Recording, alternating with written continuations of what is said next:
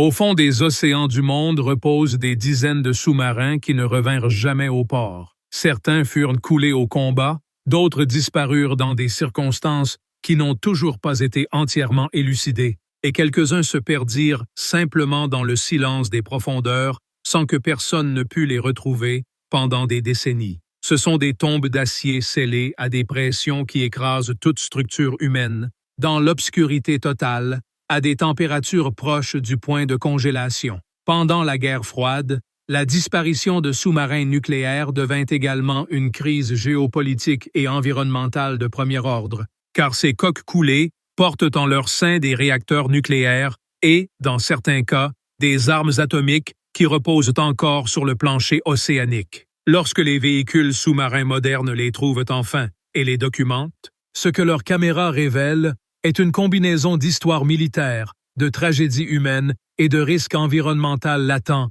que le monde n'a pas encore résolus. Laisse ton like, abonne-toi et partage.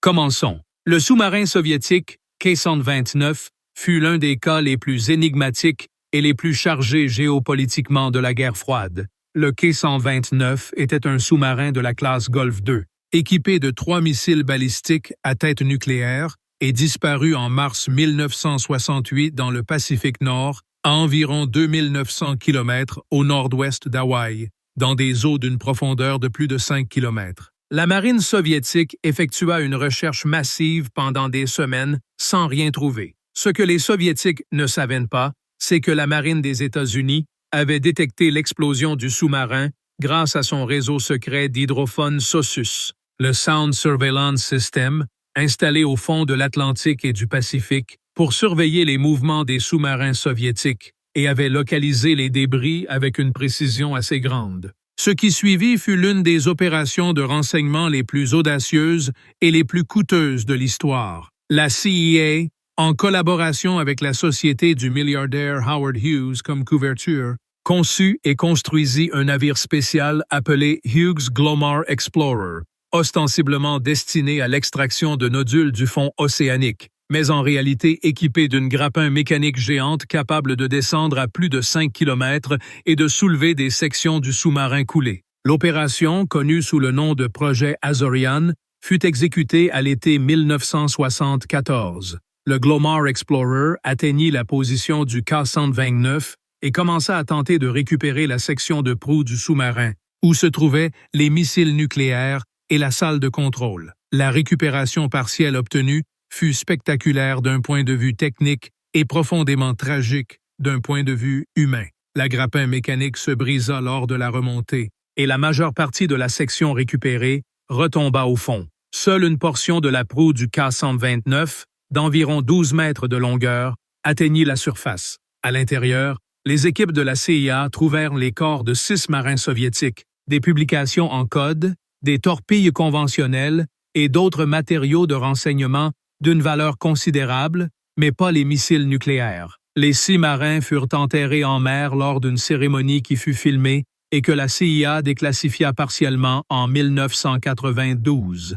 La vidéo de cette cérémonie, au cours de laquelle des officiers américains rendirent les honneurs militaires aux marins soviétiques morts, est l'un des documents les plus insolites de la guerre froide. Le cas du K-129 n'est pas unique. Le K-219 était un sous-marin soviétique de la classe Yankee, équipé de 16 missiles balistiques nucléaires, qui subit une explosion dans l'un de ses silos à missiles le 3 octobre 1986, dans l'Atlantique Nord, à environ 1000 km au nord-est des Bermudes. L'accident fut causé par une fuite de propulseur de l'un des missiles qui s'enflamma dans le silo. L'équipage tenta de contrôler l'incendie pendant près de 4 jours, tandis que le sous-marin naviguait en surface avec assistance soviétique, mais le K-219 coula finalement le 6 octobre 1986. Les 16 missiles avec leur tête nucléaire, ainsi que le réacteur du sous-marin, reposent aujourd'hui à plus de 5000 mètres de profondeur dans l'Atlantique. L'histoire du K-219 prit une dimension supplémentaire lorsque furent publiés les témoignages des survivants, notamment celui du marin Sergueï Preminé, 20 ans, qui fut le dernier à quitter la salle du réacteur après avoir fermé manuellement les barres de contrôle pour éviter une fusion du noyau atomique. Prominine parvint à fermer le réacteur, mais resta coincé par la pression différentielle des écoutilles et mourut à l'intérieur du sous-marin. Il fut décoré à titre posthume du titre de héros de la Fédération de Russie en 1997. Son sacrifice évita ce que les experts nucléaires ont décrit comme une catastrophe potentielle aux proportions incalculables dans l'Atlantique Nord. Le sous-marin le plus recherché de l'histoire récente en termes médiatiques fut l'Ara San Juan, un sous-marin argentin de la classe TR-1700 qui disparut le 15 novembre 2017 dans l'Atlantique Sud, avec 44 membres d'équipage à bord. Le San Juan envoya son dernier message radio depuis une position à environ 430 km à l'est de la Patagonie, puis disparut. La recherche initiale, à laquelle participèrent des bateaux et des avions de plus de 12 pays, ne trouva rien dans les semaines suivantes. Un an plus tard, en novembre 2018, le navire d'exploration Ocean Infinity, équipé de véhicules sous-marins autonomes de dernière génération, localisa les restes du San Juan à 907 mètres de profondeur au fond de l'Atlantique Sud. Les images obtenues par les ROVs de l'Ocean Infinity montrèrent que la coque du San Juan avait implosé, s'effondrant sur elle-même sous la pression de l'eau au moment du naufrage. L'analyse ultérieure des données sismiques recueillies au moment de la disparition, réalisée par la Commission de préparation au traité d'interdiction complète des essais nucléaires, détermina qu'une anomalie hydroacoustique compatible avec une implosion ou une explosion avait été enregistrée à 10h31 le 15 novembre 2017, à quelques kilomètres de la dernière position connue du sous-marin. Cette anomalie coïncidait avec le moment où le San Juan cessa de communiquer, confirmant que la tragédie fut instantanée. Les 44 membres d'équipage moururent en fractions de secondes. Laisse ton like, abonne-toi et partage. Dans la mer de Norvège, les restes du sous-marin soviétique K-278, Komsomolets, le seul sous-marin d'attaque de la classe Mike jamais construit, reposent à 1685 mètres de profondeur depuis qu'il coula le 7 avril 1989 à la suite d'un incendie à bord. Le Komsomolets était technologiquement très avancé pour son époque. Sa coque était construite en titane, ce qui lui permettait de plonger jusqu'à 1000 mètres de profondeur, le double de tout autre sous-marin de combat du monde. L'incendie débuta dans la salle des turbines et se propagea rapidement. Sur les 69 membres d'équipage, 42 moururent, la plupart dans les eaux hypothermiques de l'Arctique,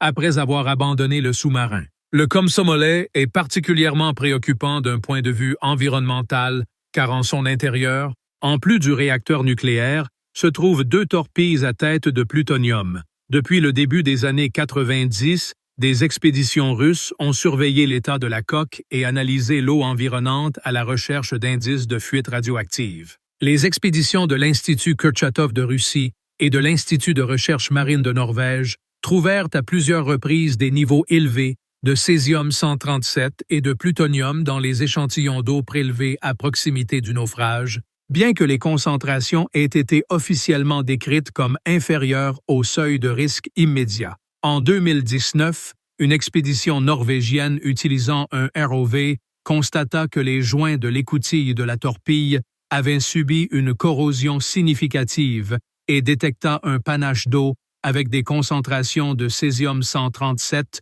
jusqu'à 800 fois supérieures aux niveaux normaux de la mer de Norvège à proximité de la coque. Selon les résultats publiés par l'Institut de recherche marine de Bergen, les sous-marins nucléaires coulés ne sont pas seulement un héritage de la guerre froide soviétique. Les États-Unis perdirent également 2 sous-marins nucléaires durant cette période. L'USS Thresher coula le 10 avril 1963 lors d'essais de plongée profonde dans l'Atlantique Nord à environ 300 km à l'est de Cape Cod, avec 129 personnes à bord. Ce fut le premier sous-marin nucléaire à couler dans l'histoire et le désastre provoqua une révision complète des procédures de construction et d'essai des sous-marins dans la marine des États-Unis. L'USS Scorpion coula le 22 mai 1968 dans l'Atlantique, à environ 740 km au sud-ouest des Açores, avec 99 membres d'équipage. La cause exacte du naufrage du Scorpion ne fut jamais déterminée de manière concluante, et elle reste l'un des plus grands mystères de l'histoire navale américaine. Les deux sous-marins furent localisés et photographiés à plusieurs reprises par des ROV de la Marine des États-Unis. Les images du Thresher montrent les restes dispersés sur une superficie de plusieurs kilomètres carrés à 2560 mètres de profondeur, ce qui indique que la coque subit une implosion catastrophique suivie de la dispersion des fragments par les courants. Celle du Scorpion, à 3048 mètres de profondeur, montre la coque dans de meilleures conditions relatives, bien qu'également effondrée. Les deux réacteurs restent au fond et sont surveillés périodiquement. Les études les plus récentes, selon des rapports de la Marine des États-Unis publiés en 2012 et 2019, indiquent que les niveaux de radiation dans l'environnement immédiat des deux naufrages se situent dans les plages de variation naturelle du fond océanique, bien que la surveillance se poursuive. La technologie des véhicules sous-marins autonomes a transformé la capacité de documenter ces naufrages au cours des dernières années. Des systèmes comme le NIRID Under Ice de Woods Hole ou les AUVs de Ocean Infinity peuvent opérer à des profondeurs de milliers de mètres pendant des heures ou des jours, générant des modèles tridimensionnels, haute précision des coques coulées et prélevant des échantillons d'eau et de sédiments avec une exactitude qu'aucun ROV opéré manuellement ne pourrait égaler. Les images que ces systèmes produisent sont d'une clarté qui aurait semblé impossible il y a quelques décennies. On peut lire les numéros d'identification peints sur les coques, voir les dommages structurels avec un détail millimétrique, observer comment la faune marine a colonisé les surfaces d'acier pendant des décennies. Ce sont des documents visuels d'une histoire que l'océan préserve dans son obscurité avec une fidélité qu'aucune archive terrestre ne pourrait surpasser. Laisse ton like, abonne-toi et partage. À la prochaine.